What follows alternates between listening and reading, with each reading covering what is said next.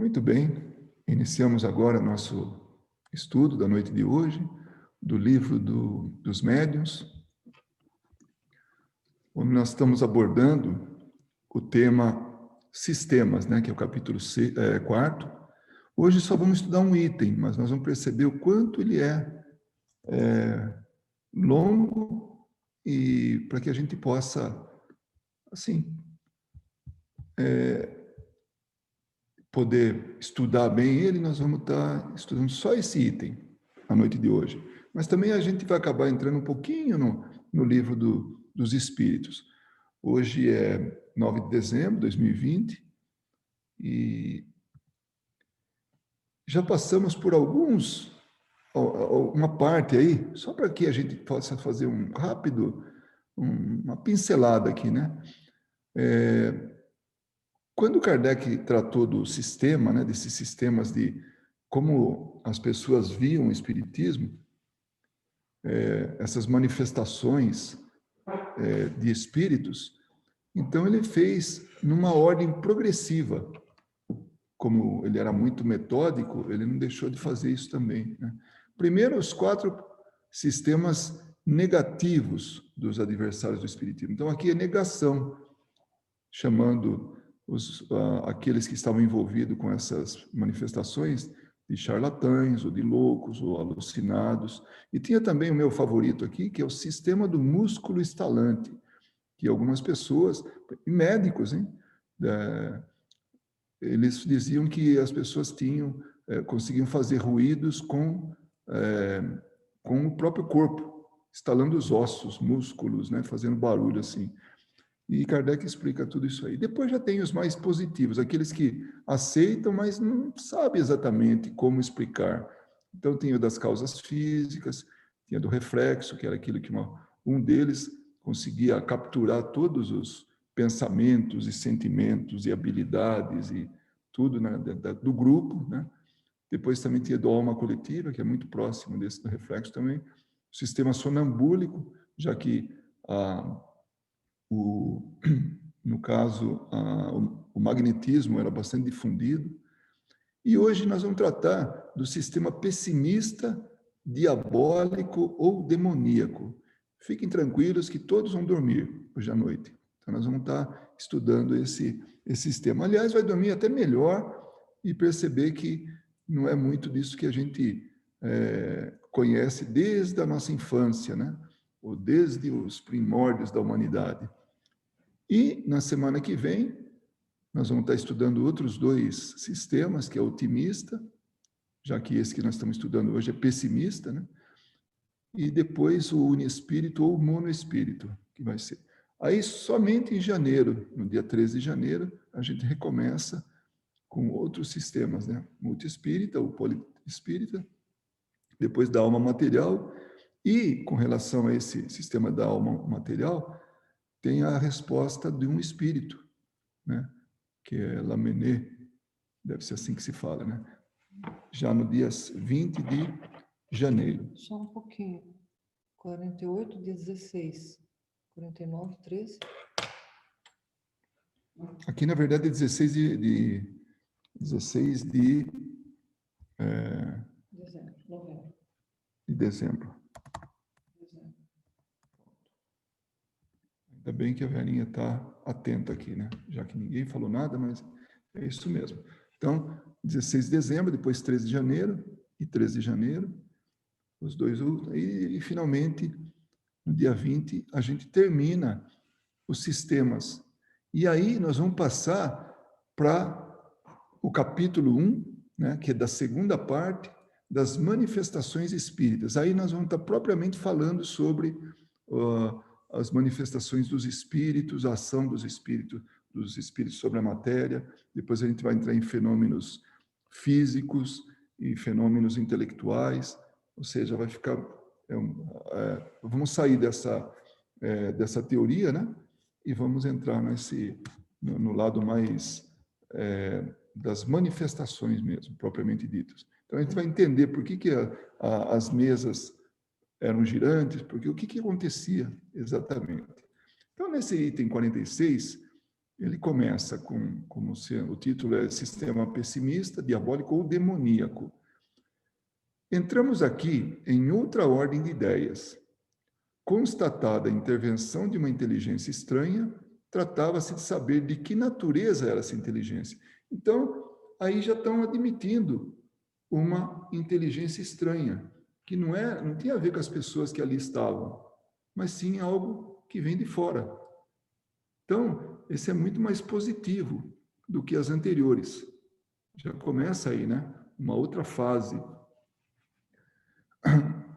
Como ele falou, entramos aqui em outra ordem de ideias. O meio mais fácil era, sem dúvida, de perguntar, mas algumas pessoas não viam uma garantia suficiente e só quiseram ver em todas as manifestações uma obra diabólica. Então as pessoas pensavam, era assim, já estava fechado. Isso é coisa do diabo. Então, não faziam perguntas nenhuma, como Kardec fazia. Kardec perguntava aos espíritos o tempo todo. Ele aproveitava as oportunidades e buscava saber a respeito de quem era aquele espírito, ou quem era aquele espírito, o que ele fazia, por que ele estava se comunicando, buscava o conhecimento dele, enfim. Para ele era muito mais fácil perguntar. Assim também somos nós, hoje, conhecedores da realidade espiritual. Por exemplo, muitas vezes eu escuto pessoas falando assim, nossa, eu vejo o espírito, né, e fico com receio, e eu não sei o que fazer. Aí eu falo, pergunta para ele o que ele quer. Né? Ele vem até mim, o que você quer de mim? Então, mentalmente, conversa com ele. E ele vai dizer se está precisando de ajuda, o que ele quer, e nós vamos avaliar, vamos poder até ajudar, faz uma prece ali com ele, faz aquilo que tiver que fazer. Então, o mais fácil, como ele fala assim, o meio mais fácil era, sem dúvida, lhe perguntar. Mas se eu vejo aquilo como sendo um diabo, uma entidade diabólica, pronto, já fecho questão por pura ignorância, né? Segundo elas, essas pessoas, somente o diabo ou os demônios podem comunicar-se. Olha que absurdo. Embora esse sistema tenha hoje pouca aceitação, então nós estamos agora transportando lá para 1860, tá? Ou até 57 em diante, 1857. Então, naquele momento, tinha pouca aceitação, gozou por certo tempo de algum crédito, em virtude da condição especial daqueles que procuravam fazê-lo prevalecer. Que condições são essas? Né?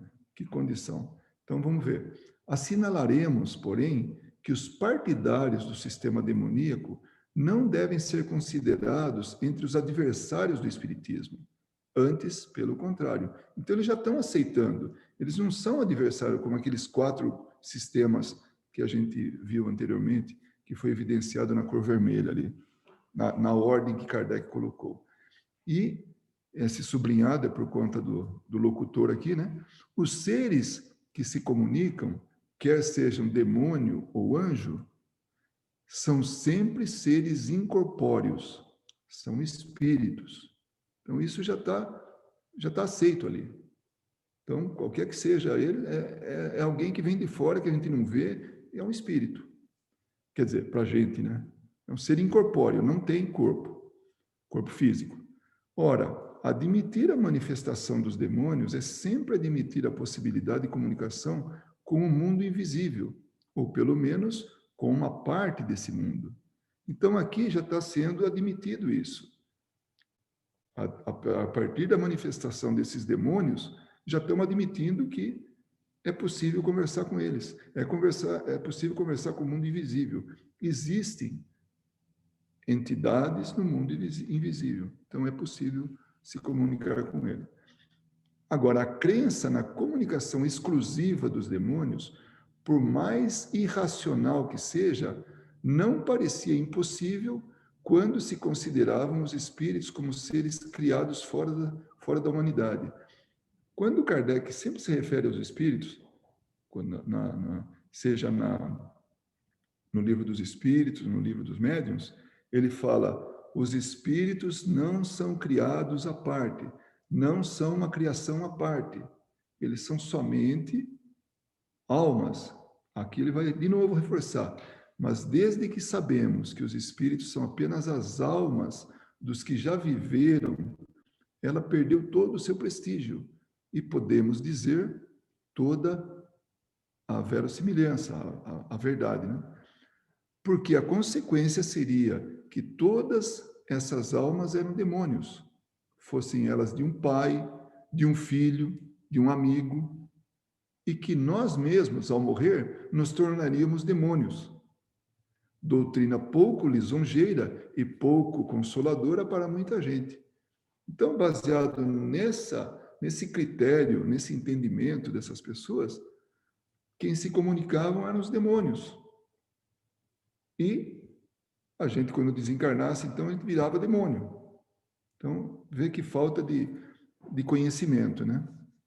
Uma coisa que é bom colocar aqui também. Aqueles que tivessem qualquer tipo de crença em qualquer um desses sistemas que foram apresentados e que continuam sendo apresentados até terminar esse capítulo, a gente pode também entender que ele serve para as pessoas que acreditam nesses sistemas e leem e se veem nisso. E veem a situação em que se encontra, em termos de crença. Então, pode se encaixar nisso. Olha como Kardec falava, ele não falava só para aqueles que já eram espíritas, já entendiam, já compreendiam, já aceitavam o espiritismo. Mas também para aqueles que, lendo isso, que se enquadram em qualquer desses sistemas, falam, puxa vida, realmente tem lógica isso. Então, ele escrevia para os dois. Essa obra é dedicada, nesse momento, para os dois. Então, será muito difícil convencer uma mãe de que uma criança querida que ela perdeu e que após a morte lhe vem dar provas de sua afeição e de sua identidade, seja um suposto Satanás. Realmente, né? Ainda mais para uma mãe que sempre acha que o filho é sempre perfeito, né? É verdade que entre os espíritos existem os que são muito maus e não valem mais do que os chamados demônios. E por isso, por uma razão bem simples, é que existem homens muito maus e que a morte não os melhora imediatamente. Então, pensando assim no comportamento de certos espíritos desencarnados, né, seres desencarnados, podemos dizer, puxa, esse é um demônio. Nossa, como ele faz mal para as pessoas. Mas é um espírito, é um ser que estava encarnado. E ele, como diz aqui, como diz Kardec, ele não vai melhorar imediatamente. Ele está dentro de um processo de melhoria. A questão é saber se só eles podem comunicar-se. Aos que pensam assim, propomos as seguintes questões. Então, ele propõe 9 questões aí, né? Então, tem espíritos bons e maus? Outra questão, Deus é mais poderoso do que os maus espíritos ou do que os demônios, se quiserdes? Afirmar que só os maus se comunicam é dizer que os bons não podem fazê-lo. Se assim é, de duas uma. Isso acontece pela vontade ou contra a vontade de Deus. Porque é um exclusivismo, né? Então, dentro dessa teoria, desse sistema, as pessoas que se manifestam seriam só as pessoas más, né? E ou é a vontade de Deus ou é contra a vontade de Deus. Tá vendo aí um desvio, né? Se é contra a sua vontade, os maus espíritos são mais poderosos que ele. Se é pela sua vontade, por que razão, na sua bondade, não permitiria a comunicação dos bons para contrabalançar a influência dos outros? Percebem a lógica? Então, Kardec propunha isso aí para que a gente viesse a pensar, poxa, é mesmo, né? Por que Deus permitiria só comunicação dos maus espíritos? E os bons, como é que ficam? Ou não tem bons? Ou os espíritos maus, ou os demônios, né, são um concorrente de Deus e ainda mais poderosos ainda. que provas podeis dar da impossibilidade de se comunicarem os bons espíritos? Então, me prove. Eu gostaria de saber. Por que que só os maus? E por que que os bons não conseguem se comunicar? Então, ele está colocando essas questões justamente para a gente ter, assim, para levar a gente a raciocinar, né?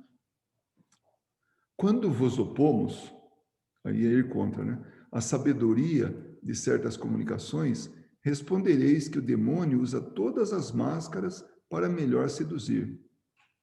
Eu tenho na família evangélicos e eles tratam o demônio, né, porque acreditam na existência do demônio, como inimigo.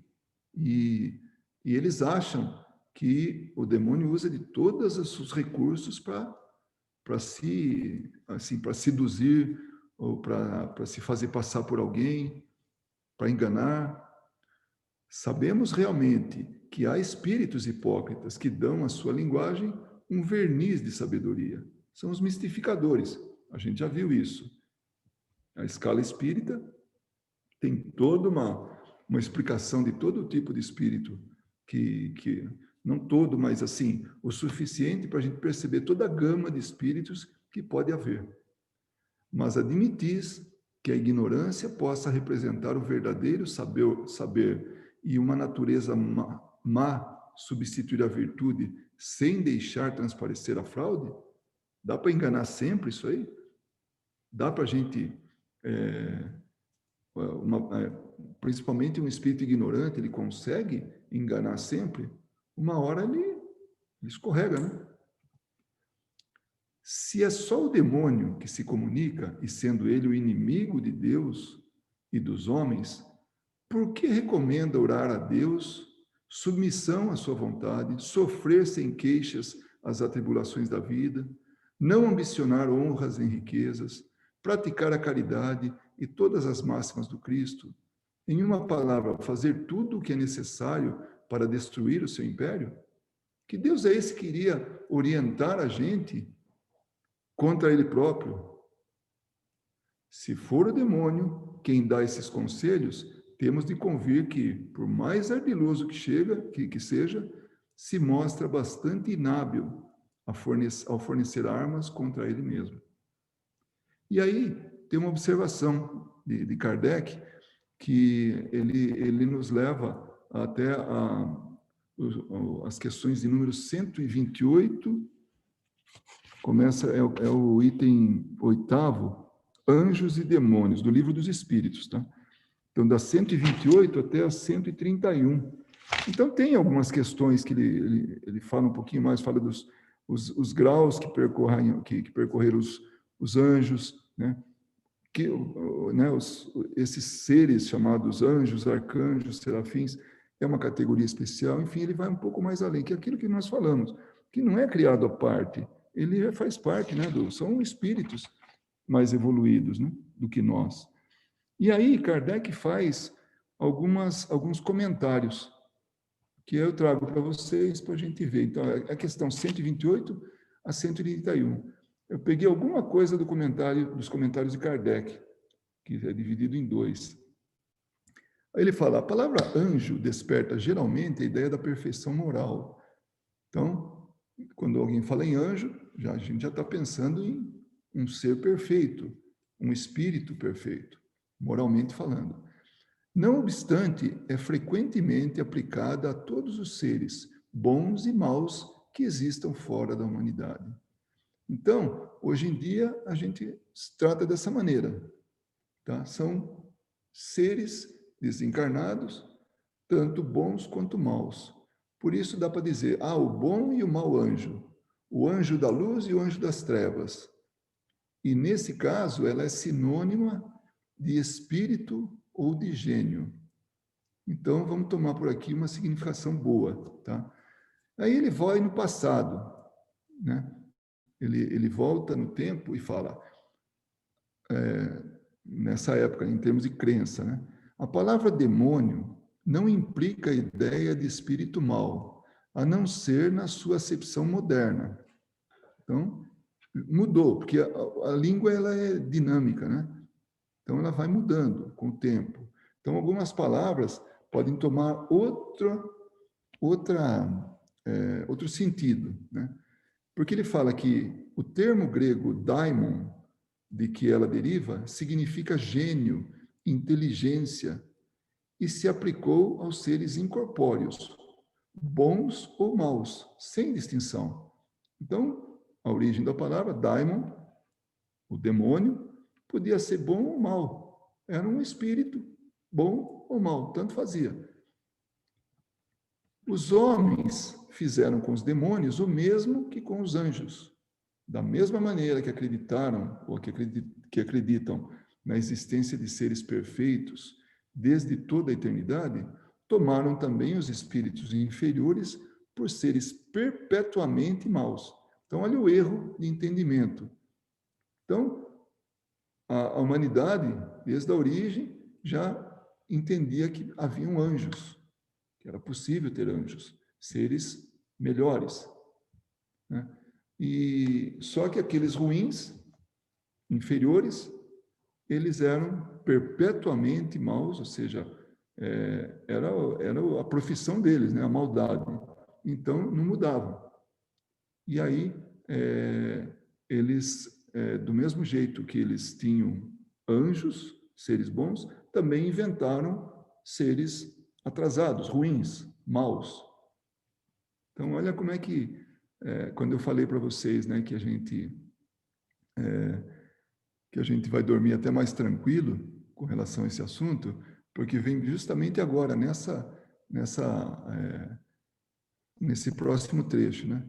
A palavra demônio deve, portanto, ser entendida como referente aos espíritos impuros, que frequentemente não são melhores que os designados por esse nome, mas com a diferença de ser o seu estado apenas transitório.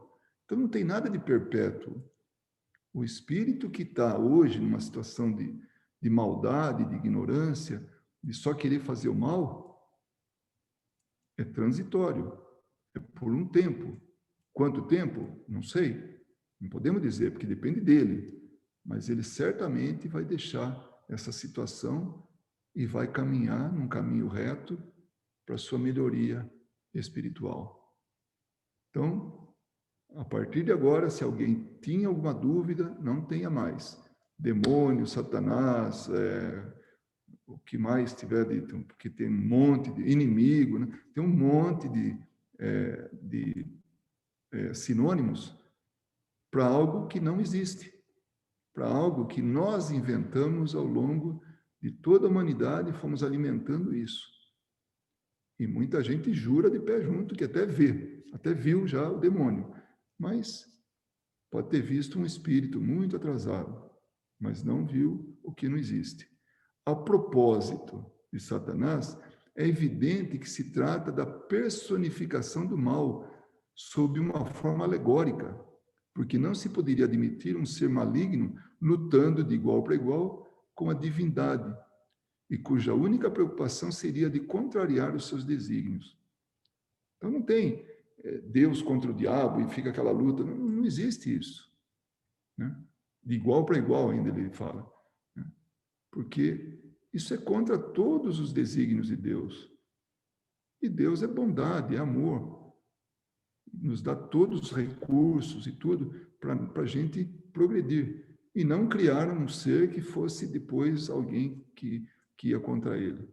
Isso é coisa de nós, dos homens, que ainda permanecemos na estagnação da maldade, da ignorância, do atraso, da imperfeição, que se volta contra o próximo. Como o homem necessita de imagens e figuras para impressionar a sua imaginação, pintou seres incorpóreos com formas materiais dotadas de atributos que lembram as suas qualidades ou os seus defeitos. Qualidade, põe anjinho, põe asa, põe auréola, põe uma roupa branca, pronto, é um anjo.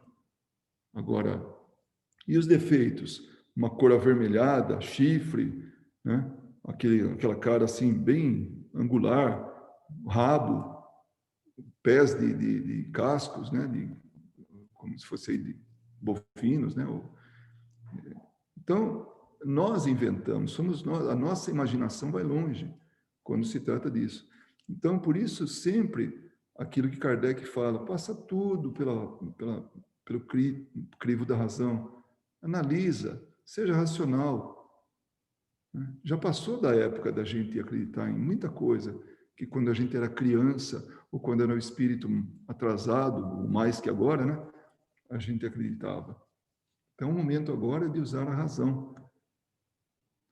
Aí vem o sétimo ponto, né, a sétima questão que ele faz para esse do sistema diabólico, aí, né, esse que ele nominou assim. Desde que os espíritos se comunicam, é que Deus o permite. Vendo as boas e as más comunicações, não é mais lógico pensar que Deus permite umas para nos provar e outras para nos aconselhar ao bem? Então, percebe? Deus nos oferece isso. Tanto espíritos atrasados como espíritos evoluídos se manifestam, se comunicam com a gente. É o nosso dia a dia. Nós estamos vendo, né?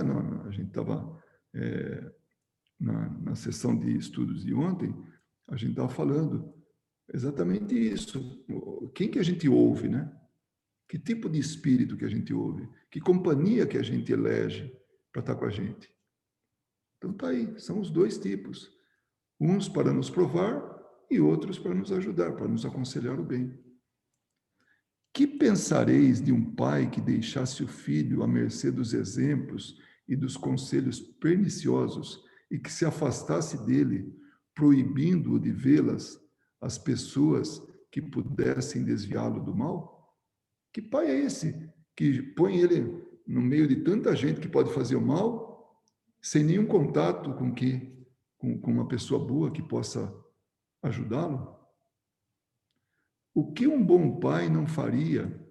Devemos pensar que Deus, de novo, o que um bom pai não faria? Devemos pensar que Deus, a bondade por excelência, estaria fazendo menos compreensível ou menos compreensivo que um homem? Nossa, se Deus é tão bom, será que ele estaria nivelado ou pior até do que um homem que a atitude de um homem com relação a isso, né? Não proteger o filho, não ajudar o filho. E, finalmente, a Igreja reconhece como autênticas algumas manifestações da Virgem e de outros santos, nas aparições, visões, comunicações orais, etc. Essa crença não está em contradição com a doutrina da comunicação exclusiva dos demônios? Então, tem a história de aparições de espíritos bons, de entidades boas, como teve a manifestação da Virgem em Portugal, na Espanha, em vários outros lugares do mundo. Aí vem que acreditamos que algumas pessoas aceitaram de boa fé essa teoria, ou seja, não foram, sim, obrigadas a nada, convencidas a nada, simplesmente por boa fé. Mas acreditamos também que muitas o fizeram apenas para evitar a preocupação com essas coisas, por causa das más comunicações que todos estão sujeitos a receber. Então, não se comunicam somente espíritos bons. Também espíritos imperfeitos podem se comunicar. E tudo tem uma razão de ser. Dizendo que somente o diabo se manifesta, quiseram assustar, assim como se faz a uma criança. Não pegue nisso que queima. A intenção pode ser louvável, mas não atingiu o objetivo, porque a proibição só serve para excitar a curiosidade e o temor do diabo abrange poucas pessoas. Não é todo mundo que acredita no diabo.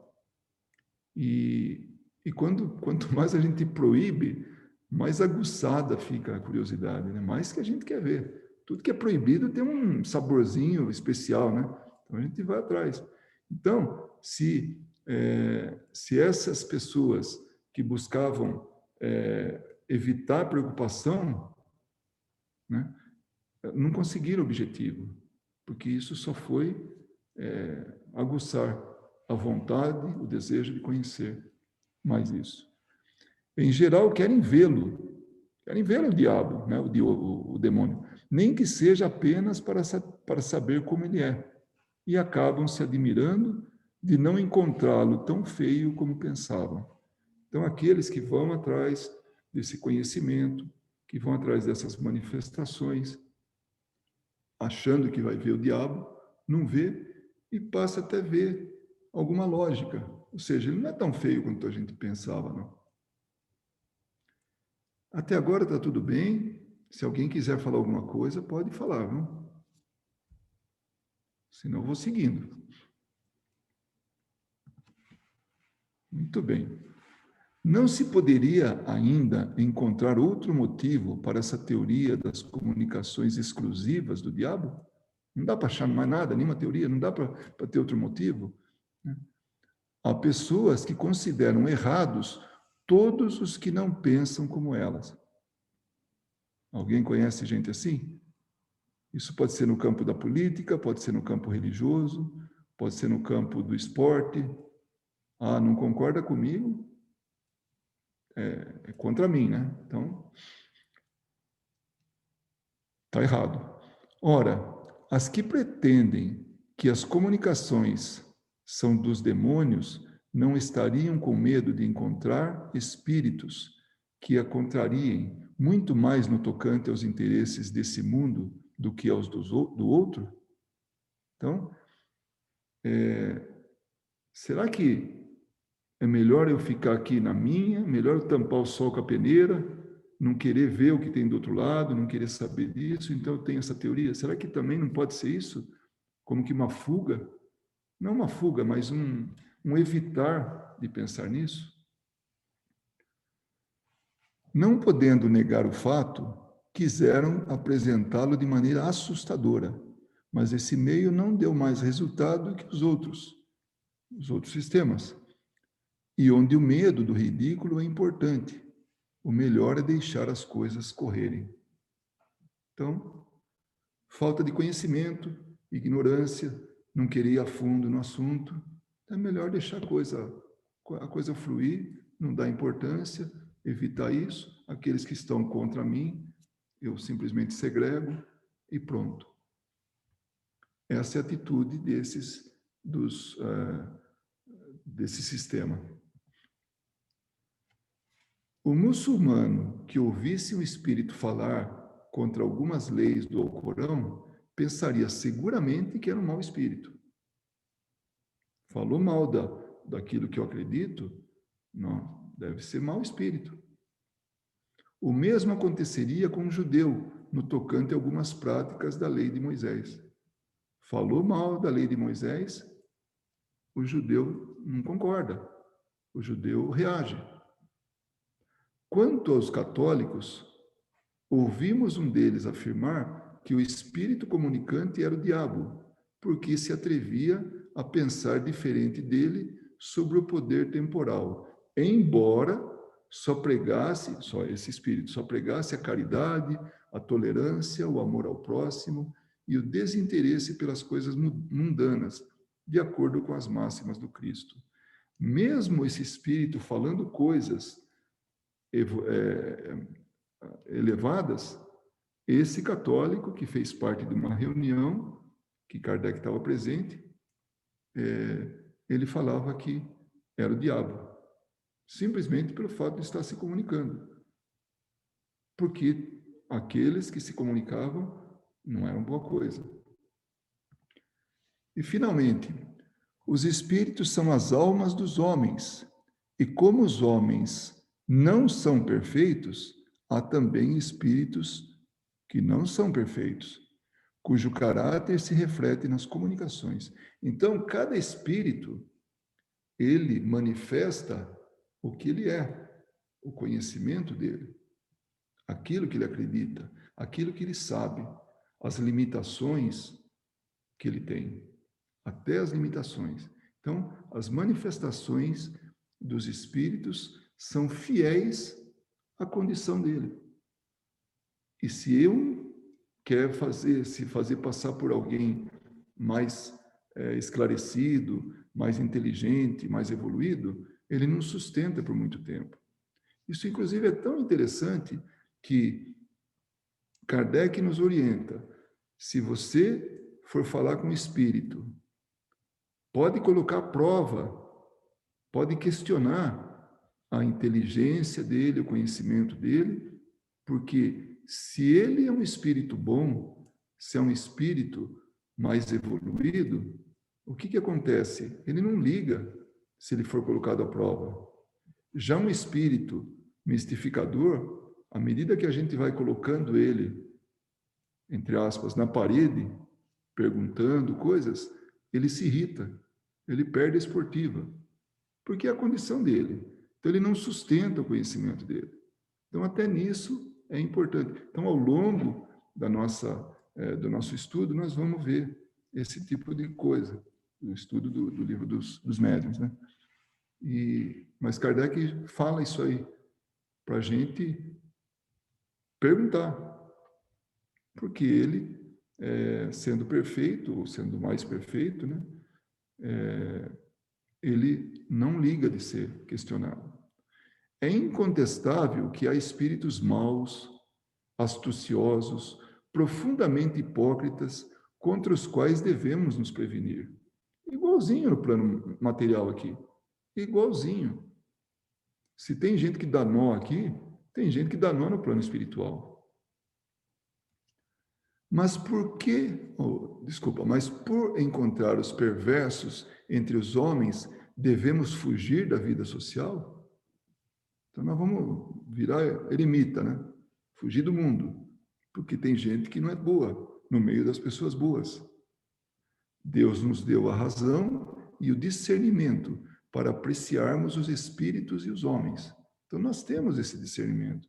A gente tem que usar disso. Saber quem que é bom e quem não é bom. Quem é bem intencionado e quem é mal intencionado. A melhor maneira de evitar os possíveis inconvenientes da prática espírita não é impedi-las, mas esclarecê-la. Um temor, não basta, porque tem espírito mal, então nós não vamos fazer nenhum tipo de prática mediúnica, prática espírita, nenhuma, porque tem espírito mal, que pode chegar. Mas espera aí, tem muito espírito bom que está interessado na nossa melhoria, em ajudar a gente, em fazer o bem. Um temor imaginário pode impressionar por um instante e não atinge a todos, enquanto a realidade claramente demonstrada é compreensível para todos. Então, isso que a gente vai aprendendo, como melhor agir diante de situações de encontrar essas pessoas astuciosas, os maus espíritos, né? Hipócritas. Então, a gente vai ter meios, através do raciocínio, para poder fazer essa avaliação, né? Então, quando se trata de sistemas, é bem isso. A gente está avançando e Kardec aí demonstra para a gente todas essas possibilidades de crenças, de explicações dessas manifestações quando elas começaram, né?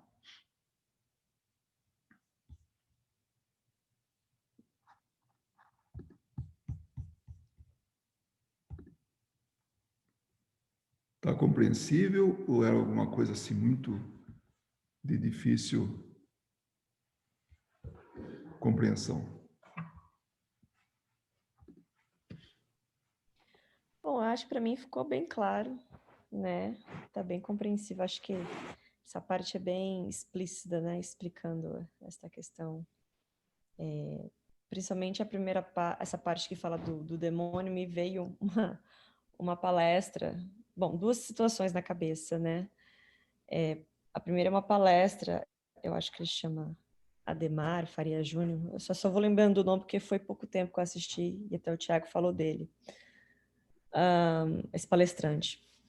Não conheço ele, não sei se ele é famoso, mas enfim. E aí ele contou um caso que eu achei muito interessante dessa questão do demônio, que esse centro espírita na qual ele frequenta, na cidade dele, fica do lado de uma igreja evangélica.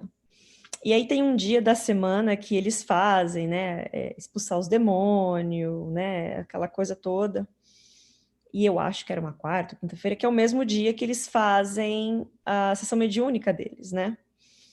E um desses médiums, alguns médiums dessa sessão mediúnica, estavam sempre reclamando que os lugares, né, que eles eram transportados, ou os espíritos que eles mais viam, eram espíritos com feição desse demônio que é desenhado pra gente, né, de rabo, de tridente, de chifre, e eles não entendiam, e vários médiuns falavam a mesma coisa.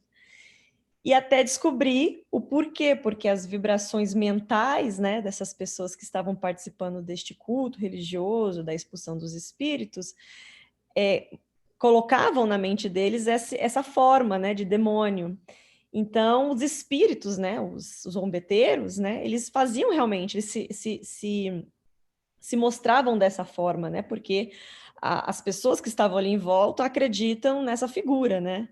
E aí, quando eles descobriram isso, eles entenderam que eles estavam captando essas vibrações, porque era no mesmo horário que acontecia, acho que era esse culto, e eles estavam captando essas vibrações. Então, quando se diz que pessoas falam, mas eu vi o demônio, ele era assim, às vezes realmente, né, como você disse, viu um espírito muito atrasado que ele, né, se mostra daquele jeito, porque a pessoa vai ter medo, a pessoa acredita naquilo, né?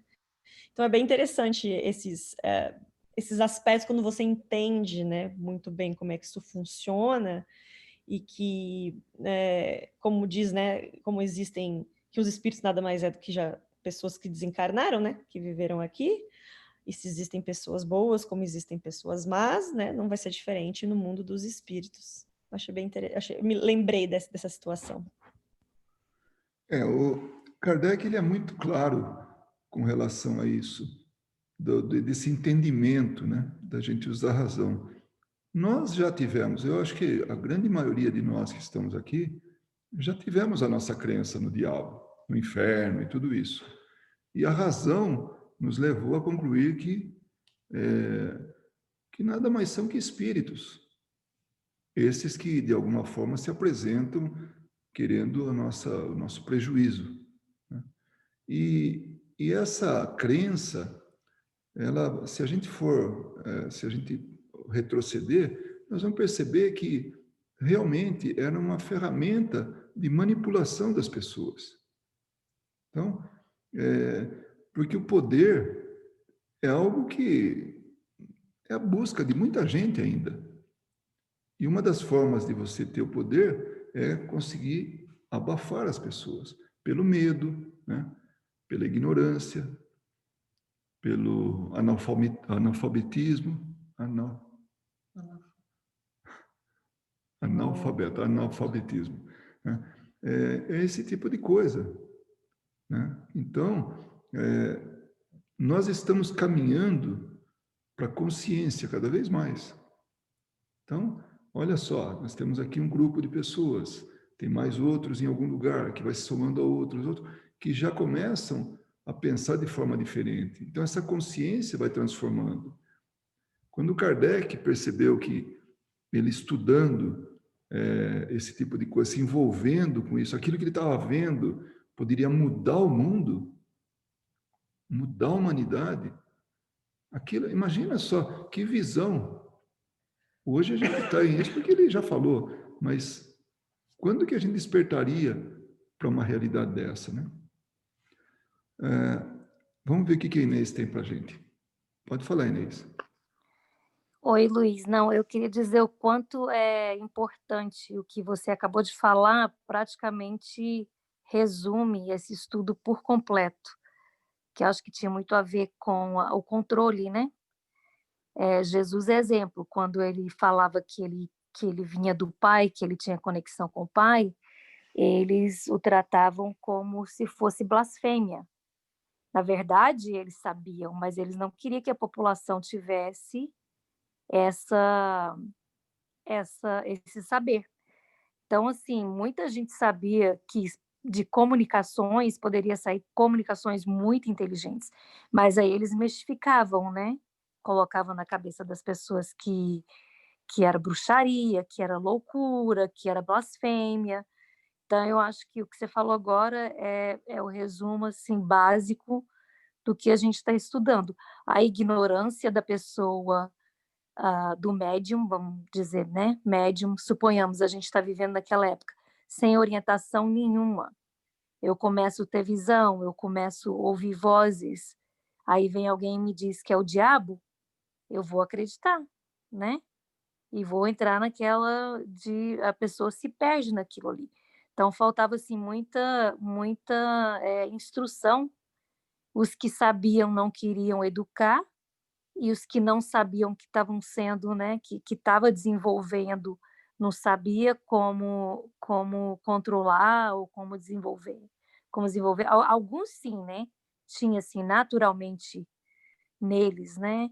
Até recente, Chico Xavier, ele nasceu e conseguiu desenvolver muito da mediunidade dele sozinho. E ele não só via coisa boa, ele sentia coisa ruim, ele via coisas horríveis, mas ele sabia controlar e ele sabia filtrar.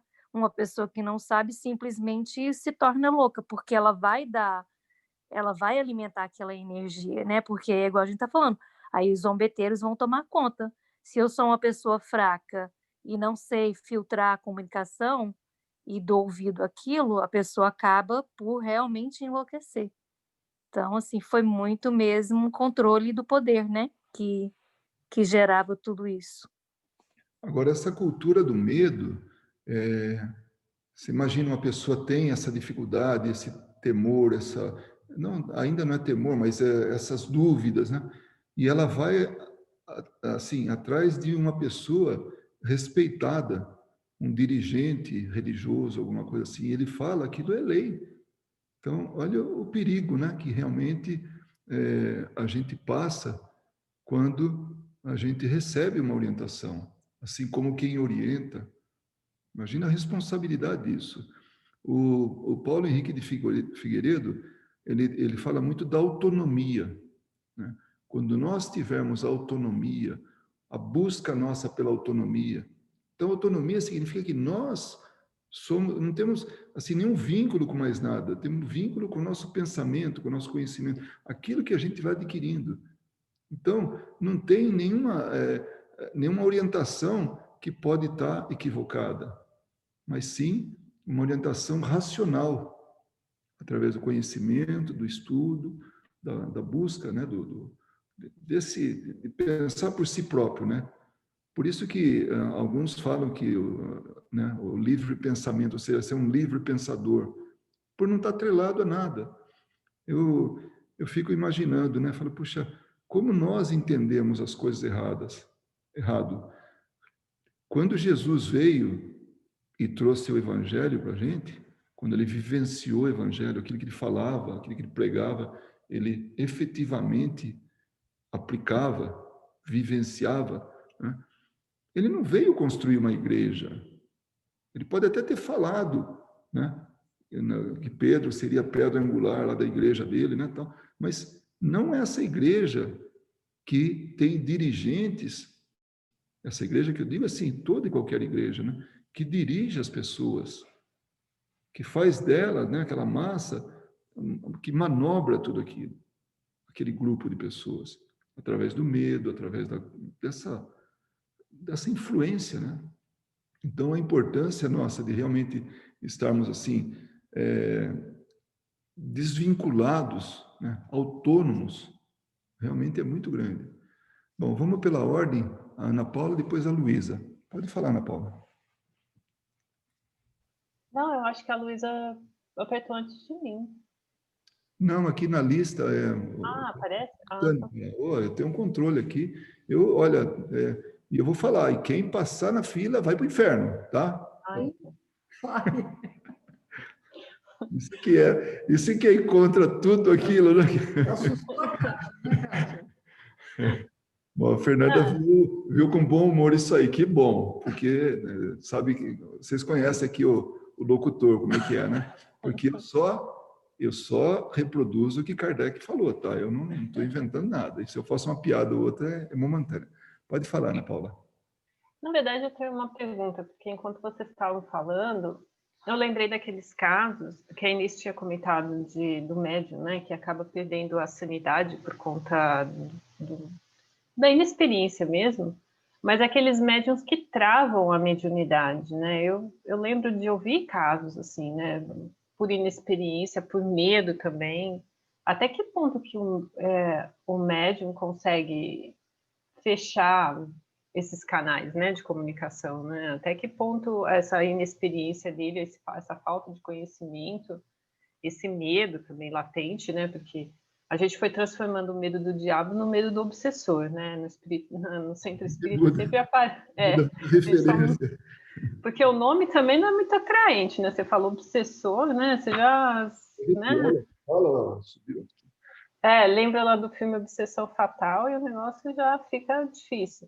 Mas, assim, eu já vi casos também, né, de pessoas depoimentos, né, de pessoas que também tinham a mediunidade ostensiva e travam essa mediunidade, né? Elas não desenvolvem e por receio e por medo não é que, né, elas levam uma vida normal, né? Não tem.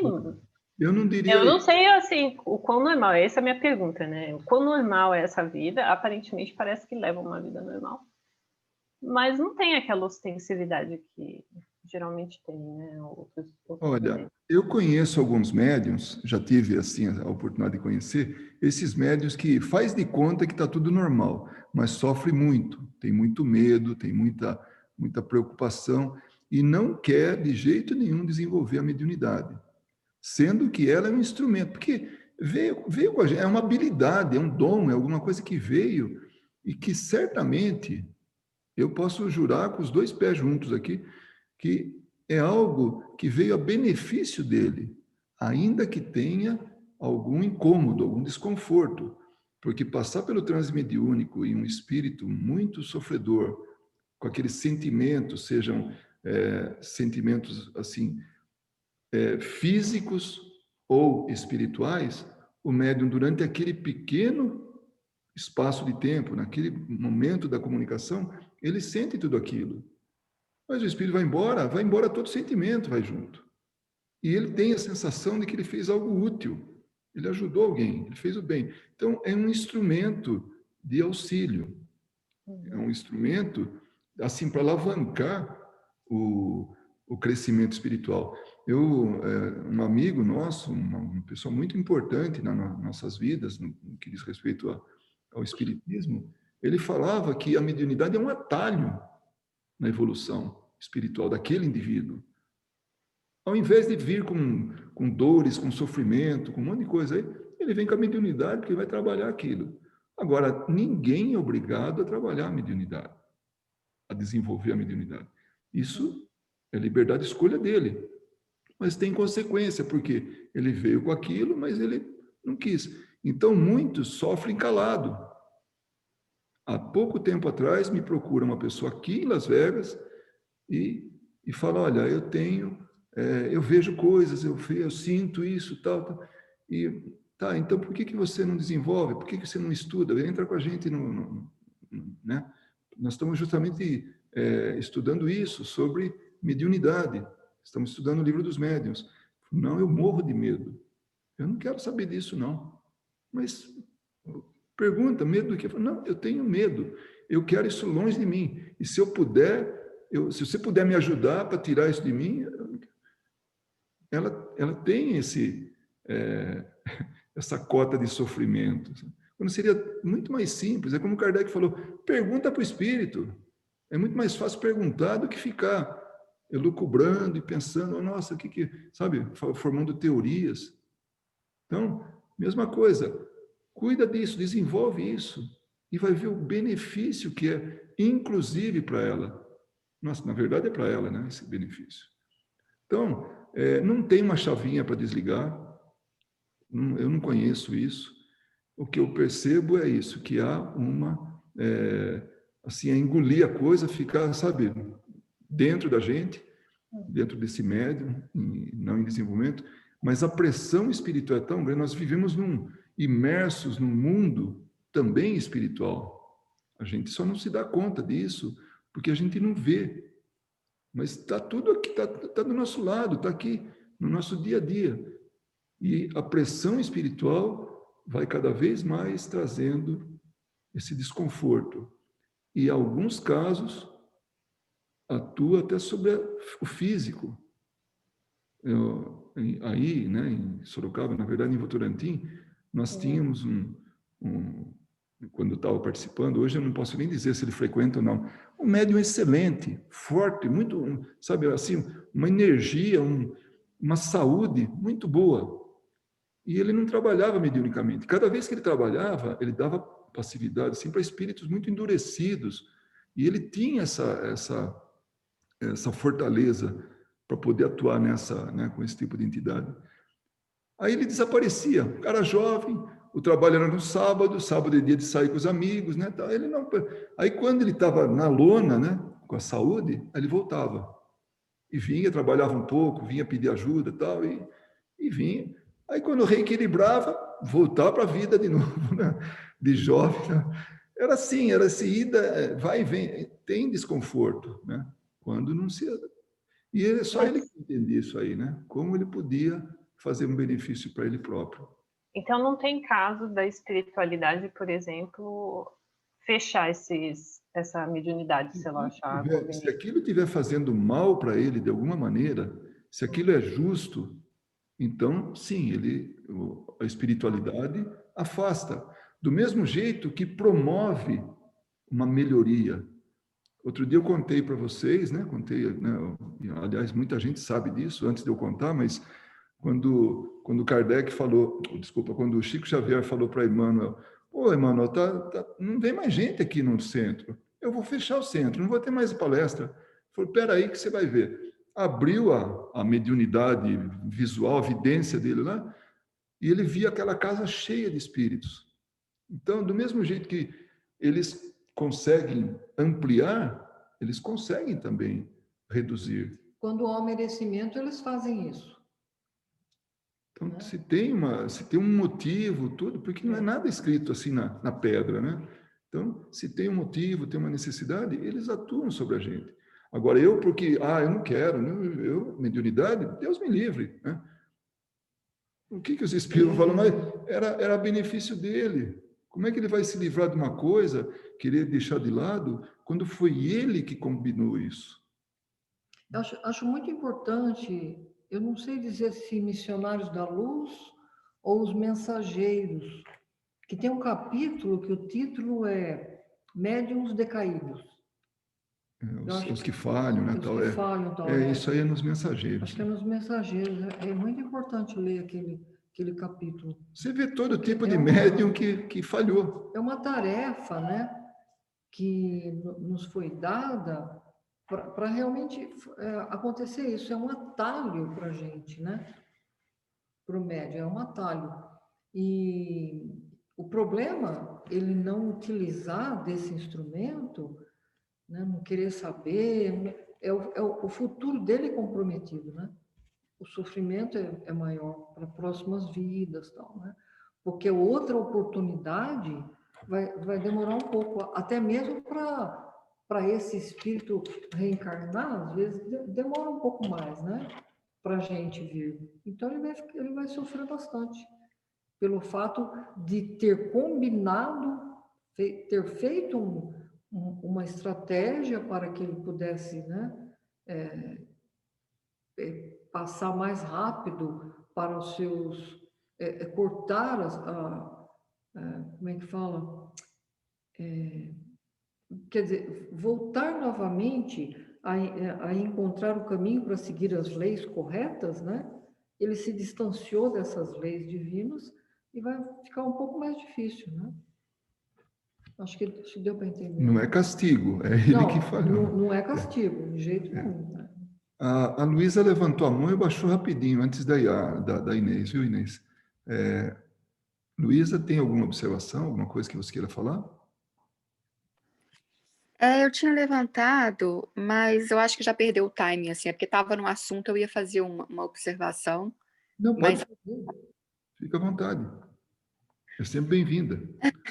Não, é porque... Bom, deixa eu começar, então, com com uma frase do Chico, quando uma vez perguntaram para ele, falaram sobre os protestantes, sobre os católicos, sobre essa fé, não sobre essa fé, mas essa não acreditar, né, em coisas que para nós seria tão claro, tão evidente. E o Chico simplesmente respondeu: não criticais o seu passado.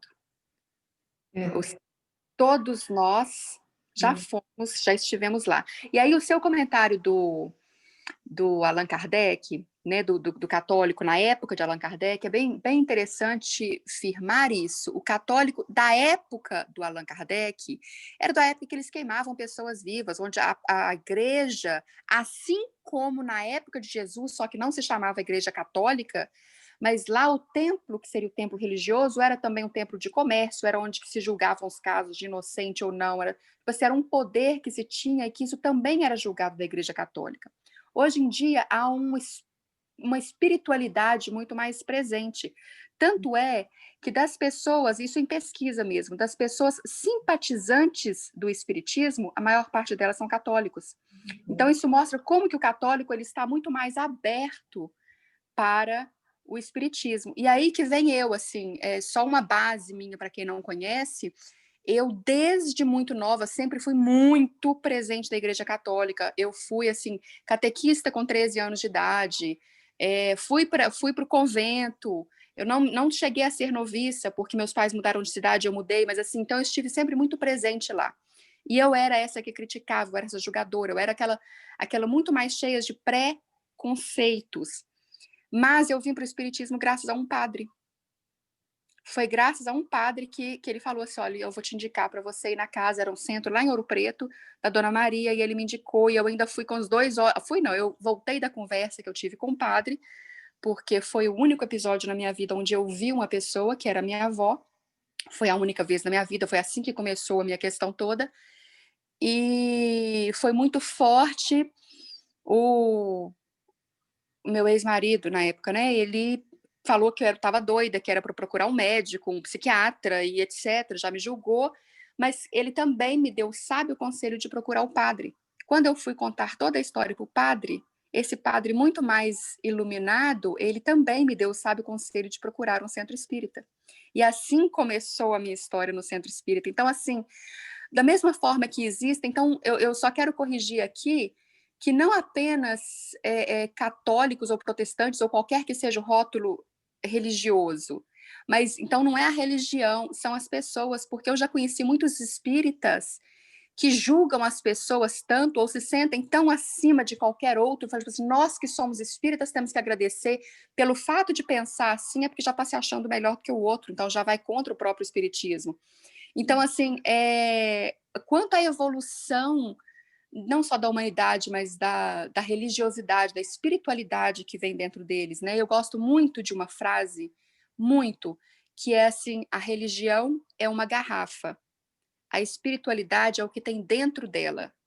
O problema é que todos lutam pela garrafa, poucos lutam pelo conteúdo. Então, assim, se a gente buscasse mais o conteúdo da garrafa, que eu acho que é o futuro da humanidade, né? Não vai ter essa diferença religiosa, porque vai todo mundo crer numa coisa só, e eu acho que é isso que está caminhando. Então, eu só quis fazer essa observação, porque não defendendo o católico, porque no caso é o homem é cheio de perfeição, então isso aí pode ser no católico, no espiritismo, na igreja protestante, né, no budismo, em qualquer um tem pessoas maravilhosas, como tem aqueles que julgam, mas para mostrar, assim, a evolução do ser humano até na religião. Então, assim, a gente fala, né, só dando o exemplo de novo da Igreja Católica, mas se olhar a igreja que punia, que mandava queimar, que mandava prender e tal, para a igreja hoje, já há também uma evolução visível nisso. Então, assim, somos nós. Só queria fazer essa observação e agradecer muito, porque também foi graças a um padre, né, que muitos consideram simplesmente o preconceito, mas foi graças a um padre que eu estou aqui hoje. Você vê, foi boa a sua observação, realmente foi muito apropriada. Hoje, nós temos uma fotografia do que é essa visão, né, das coisas, esse conhecimento, E se pegar há 500 anos atrás ou mais, né, tirar nova fotografia, quer dizer, na verdade a sequência era o contrário, é totalmente diferente. E daqui a 1000 anos nós vamos ter outra realidade. E nós estamos exatamente nesse percurso. E porque ninguém está fixo na posição que está. É tudo muito dinâmico. Então a gente vai realmente aprendendo. Foi muito boa a sua colocação. Agora eu queria ouvir a Inês falar, que ela baixou até a mão, cansou de ficar com a mão levantada, né, Inês? Cansou a mãozinha virtual. Não, só voltando mesmo ao core do estudo, falando novamente da mediunidade não desenvolvida. E esses demônios que a gente fala, eles estão muito mais presentes na vida do médium porque eles são os que precisam de ajuda. Então, quando eles sentem que tem aquela chance, né, que tem aquela atração, aquele campo mediúnico, é onde eles vêm. Então, é como você disse, muito importante a pessoa perguntar como posso ajudar. É lógico que sem a educação, hoje a gente está num patamar de que a gente sabe fazer isso, né? Mas eu me lembro já a situação de que eu sentia uma energia e não sabia o que fazer com ela, entendeu? Quase morria de medo e pedia para ir embora. Então, assim, é bom, o estudo é muito bom que abre, né? Abre a nossa capacidade, não só daquela comunicação ali na roda mediúnica, mas a comunicação diária, porque a Verinha às vezes ela falava, né, como o médium sofre, e eu antigamente falava, eu acho que isso é manha, acho que isso é manha de médium, não sei não. Desculpa, mas a partir do momento que você mexe com aquilo, você começa a desenvolver, realmente, se você não tiver um exercício, se você não tiver o desenvolvimento, e se você não estiver ali trabalhando, é triste. Tem dia que o corpo orgânico, físico, está pedindo arrego, porque está com toda essa energia e não tem como, né? Não tem como liberar, não tem como trabalhar. Pelo menos eu sozinha, eu não sei. Deve ter médium que sabe, né? Mas ainda não cheguei lá. Mas então é isso, o core disso, né? Dos demônios, e eles não são demônios, é como é dito por vários espíritos de luz. Eles são irmãos que precisam da nossa ajuda. Eles são só seres ignorantes, eles não são demônios. Eles não estão aqui, às vezes, nem para atrapalhar. Eles simplesmente sentem aquela energia, são atraídos pela energia e vêm à procura de uma ajuda que, às vezes, a gente não sabe como ajudar, né? Então, aí fica nesse.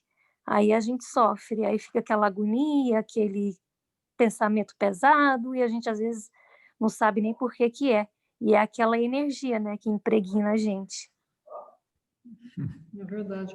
Mas eu também gostaria de acrescentar o quanto é gratificante o trabalho com a mediunidade. É muito gratificante. Então, eu diria que quando nós estamos sentindo as dores do espírito, né? Ou quando a gente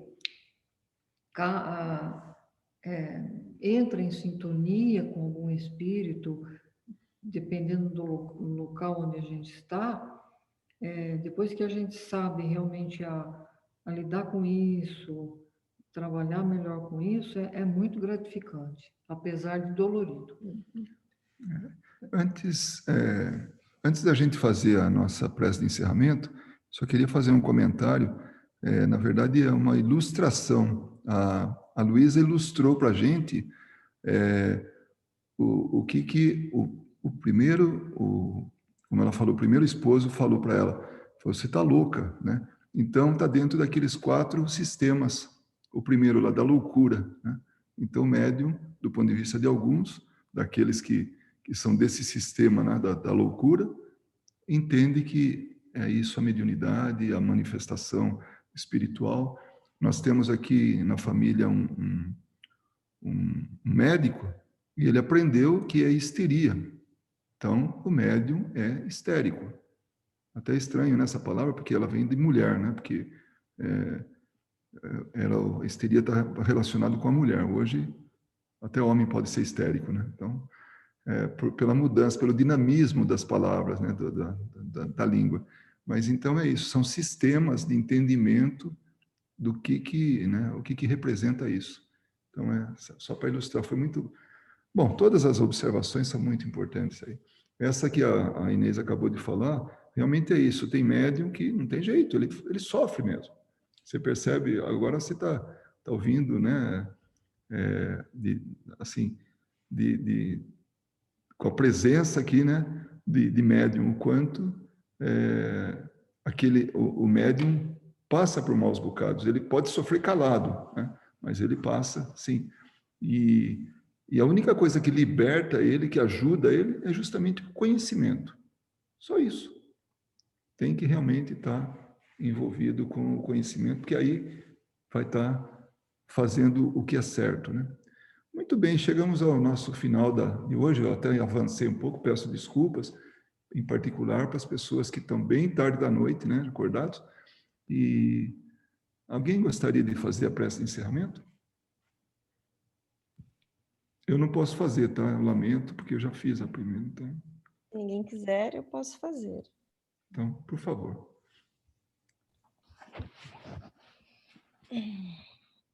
Bom, então, meus amigos, vamos fechar os nossos olhos mais uma vez. Respirar fundo. E manter essa vibração gostosa, de tranquilidade, de harmonia, que sempre se estabelece em nossos estudos, em nossas reuniões. Primeiramente, agradecer a oportunidade de estarmos aqui, buscando um certo esclarecimento de tantas coisas ainda que iremos aprender ao longo da nossa jornada evolutiva, buscando aprender, compreender e, acima de tudo, aplicar tudo aquilo que aprendemos. Agradecer a oportunidade do estudo, de estarmos aqui reunidos entre amigos, entre os benfeitores, os trabalhadores do Cristo, entre os mentores deste estudo, do nosso grupo. Agradecer a todos aqueles que, como nós, se reúnem todas as vezes que estudamos. Agradecer ao Pai Maior, porque por Ele é onde temos todas as oportunidades, ao nosso amado Mestre. E sempre lembrar aqueles que necessitam, que se assim que possível, que eles possam também estar aqui. Possível no sentido onde eles já possam compreender alguma coisa e assim estudando, eles aprendem também do lado de lá. Porque a ignorância, ela ultrapassa a barreira da matéria, ela ultrapassa a barreira do mundo carnal. Levamos conosco tudo aquilo que cultivamos aqui. Então, para encerrar a noite de hoje, peço sempre que nos abençoe, meu Pai, que Jesus, nosso amado Mestre, amigo e a todos os mentores trabalhadores, que sempre continue nos guiando, nos protegendo, nos iluminando. Que Jesus abençoe a noite de cada um e que possamos ir em paz. Que assim seja, graças a Deus. Assim seja. E assim seja. Beijo. Boa noite. Boa noite, gente. Tchau. Tchau, gente. Obrigada. Boa noite. Obrigado. Paz, fiquem com Deus. Tchau.